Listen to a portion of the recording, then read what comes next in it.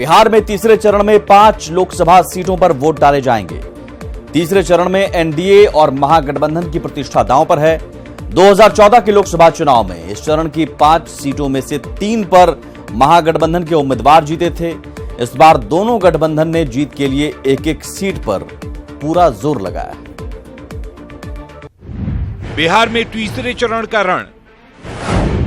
तीसरे चरण में 5 सीटों पर मतदान।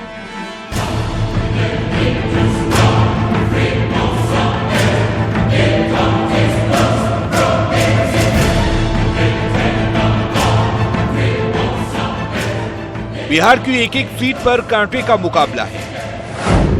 तीसरे चरण में झंझारपुर, सुपौल, अररिया, मधेपुरा और खगड़िया में एनडीए और महागठबंधन की प्रतिष्ठा दांव पर लगी हुई है।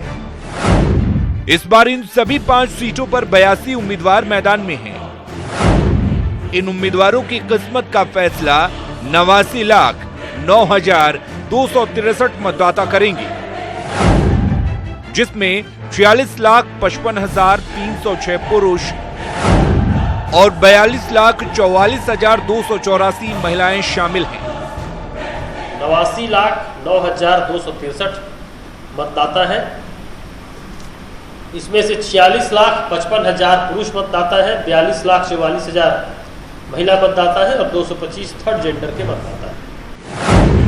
इन सीटों पर 2009 में एनडीए के उम्मीदवार जीते थे, जबकि 2014 में 2 पर एनडीए और 3 पर महागठबंधन को सफलता मिली थी। 2014 में जेडीयू को सभी 5 सीटों पर करारी हार मिली थी। तब जेडीयू एनडीए का हिस्सा नहीं था। इस चरण की सभी 5 सीटों पर मुस्लिम और यादव जाति के वोटर निर्णायक हैं। अररिया में मुस्लिम ज्यादा हैं, बाकी 4 सीटों पर यादव जाति के वोटर सबसे ज्यादा हैं। इन 5 सीटों पर जीत के लिए एनडीए और महागठबंधन के दिग्गजों ने पूरा जोर लगाया। विकास के वादे के साथ साथ वोटों के ध्रुवीकरण की कोशिश हुई। अब चुनाव आयोग के सामने निष्पक्ष और शांतिपूर्वक चुनाव कराना बड़ी चुनौती है। हालांकि आयोग का दावा है कि एक-एक बूथ पर सुरक्षा के पुख्ता इंतजाम किए गए हैं।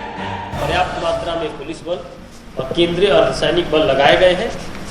दियारा और रिवराइन क्षेत्रों में घुड़सवार गश्ती और नाव गश्ती भी रहेगी।